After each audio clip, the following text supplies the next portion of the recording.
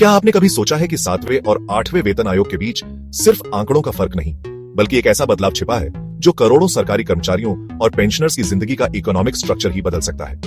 जरा सोचिए, 2016 में जब 7वां वेतन आयोग आया था, तब बेसिक सैलरी 7,000 से सीधा 18,000 कर दी गई थी, यानी 157% का उछाल। और यही नहीं, फिटमेंट फैक्टर को 2.57 रखा गया, जिससे लाखों कर्मचारियों की मंथली सैलरी में मैसिव इंक्रीज देखने को मिला।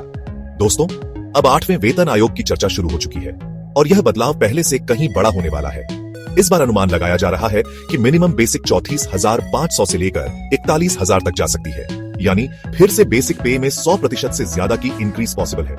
और अगर फिटमेंट फैक्टर 2.86 तक जाता है, तो हर लेवल की पे मैट्रिक्स में कर्मचारियों को क्लियर बेनिफिट मिलेगा। और ये सिर्फ अनुमान नहीं है, बल्कि हिस्टोरिकल पैटर्न यही कहता है। अगर आप ये सोच रहे हैं कि हर वेतन आयोग केवल बेसिक बढ़ाता है, तो जरा ध्यान दीजिए। 6ठे वेतन आयोग में हिस्ट्री क्रिएट की गई थी, जब एवरेज सैलरी हाइक 54% तक पहुंचा था, जो अब तक का सबसे बड़ा जंप था। क्या 8वां वेतन आयोग इसे पीछे छोड़ देगा? लेकिन दोस्तों, ये बदलाव सिर्फ सैलरी तक सीमित नहीं है, क्योंकि 7वें वेतन आयोग में पहली बार पे मैट्रिक्स और लेवल सिस्टम लाया गया था, जिससे कॉम्प्लेक्स ग्रेड पे और पे बैंड सिस्टम को हटाया गया। और अब 8वें वेतन आयोग में सिर्फ रिस्ट्रक्चरिंग नहीं, बल्कि अलाउंसेस जैसे HRA, DA, TA की भी मेजर रिव्यू की बात हो रही है, ताकि बढ़ते इन्फ्लेशन और रियल कॉस्ट ऑफ लिविंग को एक्यूरेटली रिफ्लेक्ट किया जा सके। और दोस्तों, जो सबसे बड़ी राहत आने वाली है, वो पेंशनर्स के लिए। जैसे 7वें वेतन आयोग में न्यूनतम पेंशन को 3,500 से बढ़ाकर 9,000 किया गया था, अब 8वें वेतन आयोग में ये 25,000 से भी ऊपर जाने की संभावना है। लेकिन दोस्तों, हर ओकेजन के साथ एक ट्विस्ट भी आता है।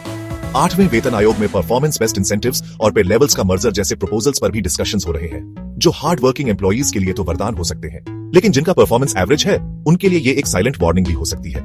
इतना ही नहीं, क्या आपको पता है कि 5वें वेतन आयोग के लागू होने से पहले एक समय ऐसा भी था जब ग्रुप सी कर्मचारी की मासिक सैलरी 1,200 से भी कम थी, और तब वो लोग फुल टाइम जॉब के बावजूद मुश्किल से घर चला पाते थे। अब वो जमाना जा चुका है दोस्तों।